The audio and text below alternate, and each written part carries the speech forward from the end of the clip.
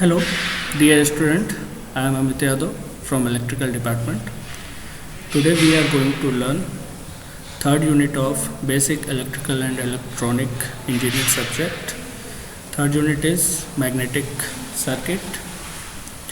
In this unit, today we are going to discuss few topics like magnet and its property, magnetic lines, flux, magnetic poles, retentivity, reluctance.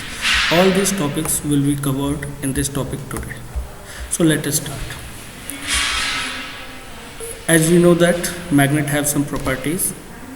Magnet की एक property है कि magnet is a piece of solid body which possesses property of attracting iron and some other metal piece like nickel and cobalt.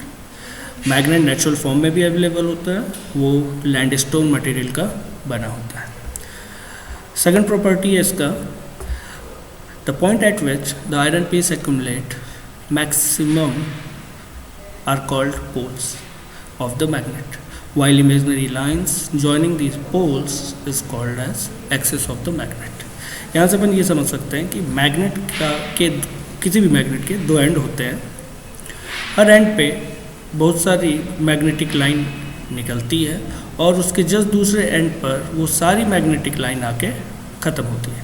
जैसा कि यहाँ से आपको दिख रहा है, इस एंड पर मैग्नेटिक लाइन नॉर्थ एंड लिखा हुआ है नॉर्थ से ये लाइनें निकलेंगी और ये जाके साउथ में इन हो जाएंगी और फिर ये इंटरनली इस पोल के अंदर से साउथ से ये नॉर्थ को ट्रेवल करेगी. तो दीज पॉइंट्स जहाँ पर सबसे ज़्यादा अट्रैक्शन है, इस पॉइंट्स को हम बोलते हैं pole. So poles are of two types, one is north, second one is south. और the number of lines which are coming out और coming in these poles, these are called as magnetic line. और ये imaginary होती है, ये visual नहीं है, हम इनको केवल फील कर सकते हैं. Now third property, as you all know that same pole repel, unlike pole attract. अपन सबको मालूम है, ये बहुत बेसिक प्रॉपर्टीज़ थे मैग्नेट के. Now our next topic is magnetic field.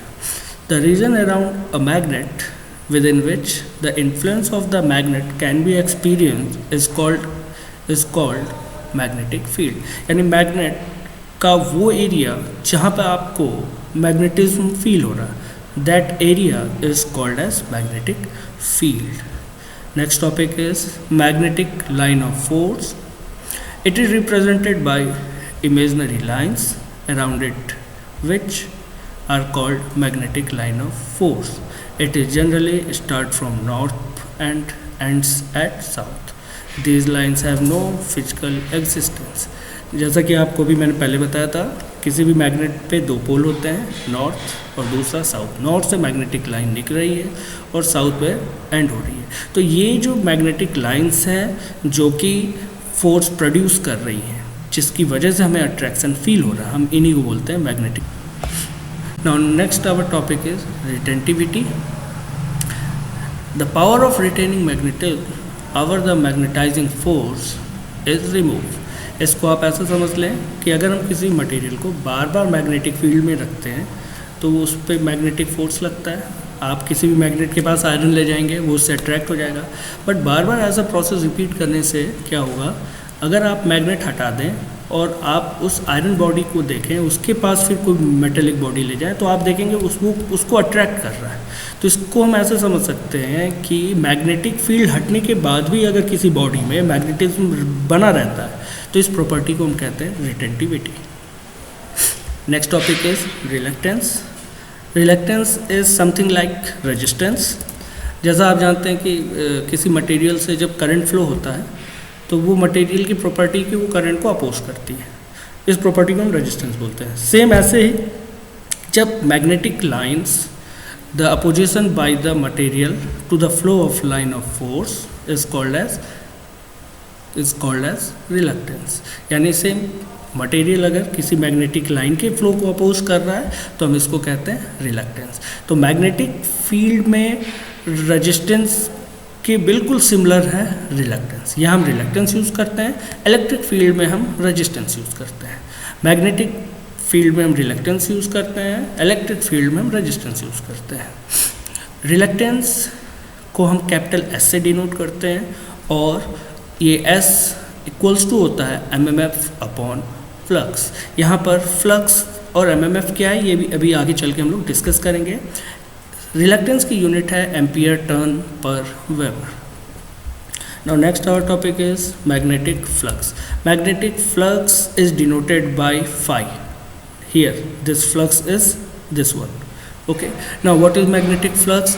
The total number of lines of force existing in a particular magnetic field is called magnetic flux, and its unit is Weber, denoted in WB, and 1 Weber is normally equals to 10 to the power 8 number of line of forces. इसको आप ऐसा समझ लें कि किसी भी पोल से जितने नंबर ऑफ मैग्नेटिक लाइंस निकल रहे हैं, that total number of that count of that total number of magnetic line is called as magnetic flux. Now next topic is magnetic flux density. This magnetic flux density is denoted by capital letter B.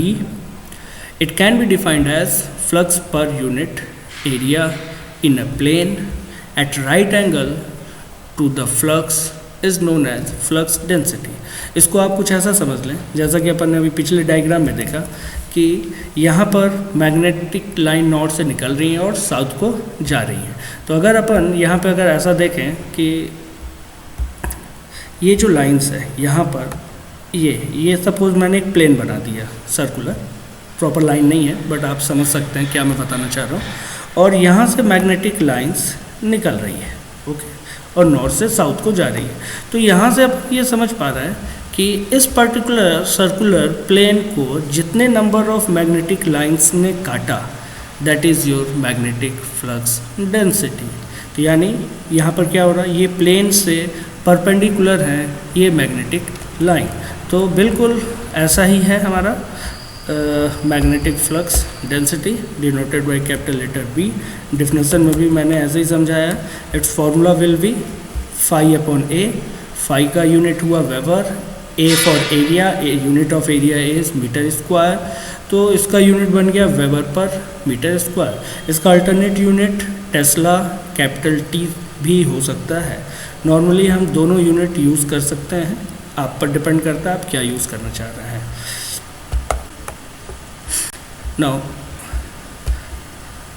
our next topic is magnetic field strength.